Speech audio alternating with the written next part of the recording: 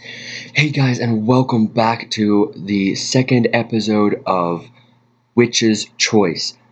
Alright, so if you guys remember what happened, we talked to the voices in the well, we went to our uncle, we woke up, went to our uncle's house, we were looking around, we went through his mailbox, found a really weird note in it, and we are now walking into the house. Here we go. The crooked, splintery railing around the porch is lined with seashells and wave-smoothed stones collected from the beach. In your experience, things that end up on the porch are usually forgotten completely. You retrieve the spare key from the planter full of dry brown flowers, then let yourself in. The inside of the house is as well kept as the outside is neglected. Polished walnut floorboards reflected the afternoon light from the window. You walk down the hall to the study, the house creaking around you like an old ship. As a child, you were certain a wave would sweep it away, but after this much time, you think the house might just outlast the sea. You stop in the doorway to your uncle's study, and there he is, pacing, his gray peppered hair standing up in all directions. "The marks," Uncle John mutters. Did Lavinia tell them?" No, she can't go through town. Could take the boat." He looks up quickly, like a startled bird. "Ruth, I hadn't expected." He frowns. "Bother, completely forgotten." You can't help smiling. "Oh, no harm done." He barks out a laugh. "No harm? You can't. This isn't the best time, I'm afraid." Uncle John ushers you back out of the study. "If you hurry, you can still catch the bus back to Boston. Please give your mother my apologies." An unfamiliar fear burns in his clever green eyes. With him, it's hard. Wait a second. Clever green eyes? They just said that he's odd. Not too. I don't know. They changed the character. That's not fair. Clever green eyes. With him, it's hard to know whether he's just hung up on something strange, on some strange idea, or if something really is wrong. What do you do? Talk to him, or leave. He's gonna try to make me leave anyways, but I want to hear what he says. "Wait," you say. "What's going on?"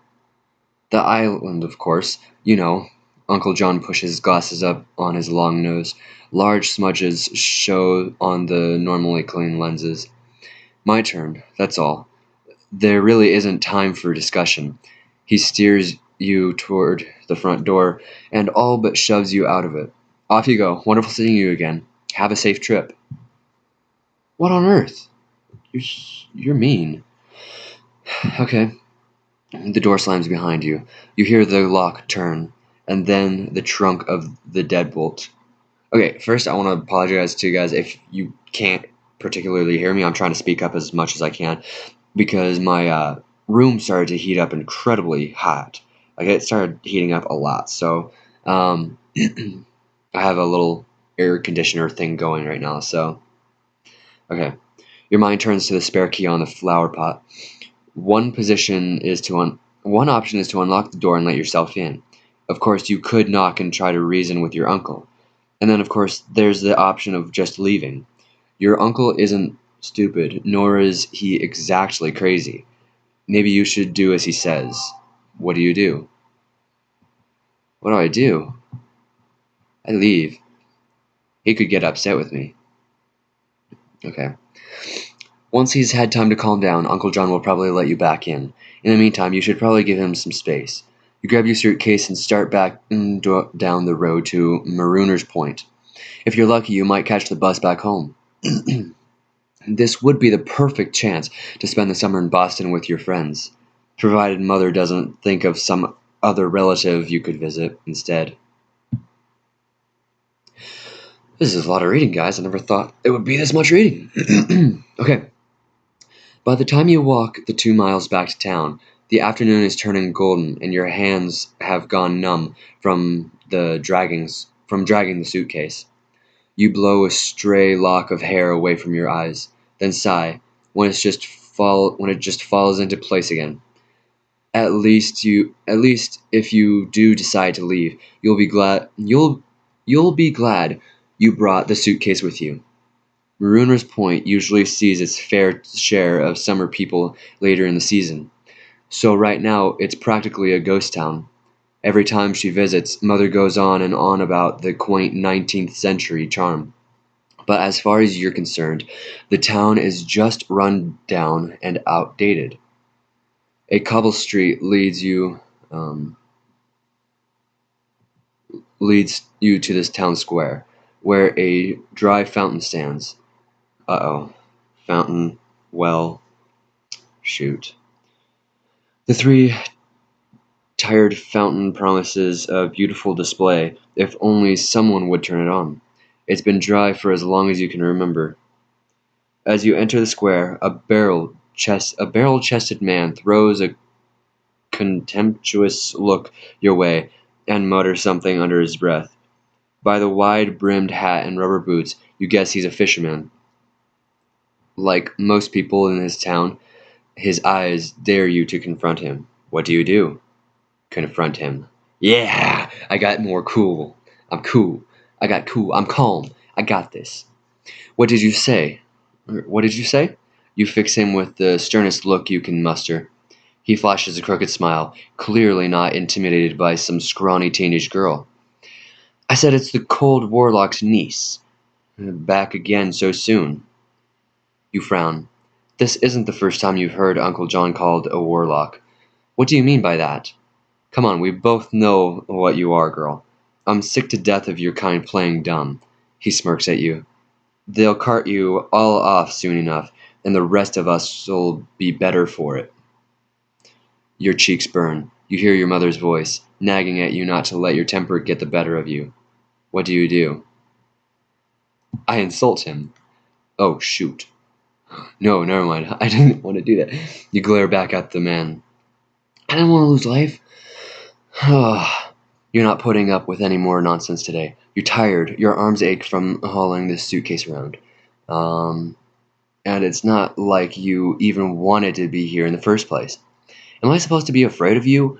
You adjust your grip on the suitcase to cover the golden shaking in your hands. Or the sudden shaking. Why did I say golden? Because I saw a G instead of a S. That's easy. Okay. You turn away and start walking toward the center of the square when the fisherman cuffs you over the back of the head, making your teeth click together and knocking you face first into the dust. You look back over your shoulder, but he's already gone. You get up, rub this sore spot on the back of your head, and drag the suitcase across the square toward the bus station. I had to kill that man. Okay. In past summers, you always wanted to leave this town out of boredom. Now it's fear that drives you, which is ridiculous. Yeah, ridiculous, considering what a sleepy, peaceful town this has always been. It's not like the gang-infested streets of New York that you've read about. Nevertheless, there's something creepy in the air, perhaps downright hostile. You hustle over to the bus station. A bronze bell jiggles overhead as you enter the general store that doubles as the Marooners Point bus station. Meagerly stocked shelves, only about as tall as you, break up the long, dim room. The unvarnished floor creaks underfoot as you navigate through crooked rows of canned goods up to the old ticket counter at the back. You drop your suitcase before the well-polished wooden counter, then shake the numbness from your fingers. Only a few seconds later, Mr. Davies, the store's owner, hobbles over. The old man raises his eyebrows. Can I help you, miss? One to Boston, you say. The last bus hasn't left yet, has it? No, not. Mr. Davis squints at you. Aren't you John Chilcott's niece? How do you answer? Truth. You've known Mr. Davies for as long as you can remember, but you still have to reintroduce yourself every summer. You smile at him. That's right, Ruth. Um, Mr. Davis casts a nervous glance at the door to the stockroom. The last bus left about 10 minutes ago. You check the clock on the wall behind the counter. For as long as you've been visiting Marooner's Point, the last bus out of town left around 6 o'clock. You should still have 15 minutes. If you want, you could question Mr. Davies further, or you could give up and go back to Uncle John's. Question him. Doesn't the last bus usually leave at 6, you ask? I should still have plenty of time. New schedule. He flashes an uneasy smile and jerks his head toward the door. Why don't you head on back to your uncle's house for now? You can catch the morning bus. I'll give you a discount. You hear shuffling footsteps behind you. When you look over your shoulder, you see two men in the doorway. Oh. Oh my. You look over your shoulder, you see two men in the doorway to the stockroom, listening in on your conversation. Mr. Davis smiles at you. Hurry back now. What do? I leave. I don't want to do that. I don't want to lose another life.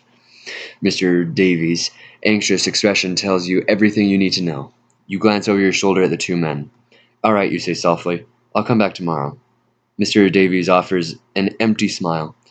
You hoist your suitcase and make your way out of the general store. He was lying about the bus. You think as you pause in the town square, and everyone else is acting strangely. You sweep your hand behind you, half wondering if you have a sign stapled to your backside with some slur against the town written on it. There are few pedestrians in the square. You meet the eyes of a woman, and she turns away quickly, pulling her children along. Another man is giving you sidelong looks as he saunters by. Maybe it's my clothes. Do you think? After all, this is a pretty conservative town, and you're wearing a fedora, like some kind of gangster. Maybe, maybe, maybe they don't appreciate you bringing your snooty big city fashion to their sleepy town. You take off your fedora and stash it in your suitcase. You begin to tie your hair back and then decide to just let it hang down like most of the girls do around here. You decide to take refuge in the library. People are quite nice in libraries. You can hide out there until your uncle calms down. Okay, guys, it looks like we ran out of time. I hope you enjoyed this. I'm going to be making a couple of videos ahead of time because I'm going to be moving to Montana pretty soon, so I don't know how soon I'll be able to get to making videos. So I'm going to have a bunch of videos pre-made for you guys, and I hope you enjoy them. And thanks for watching this video. Please like and subscribe.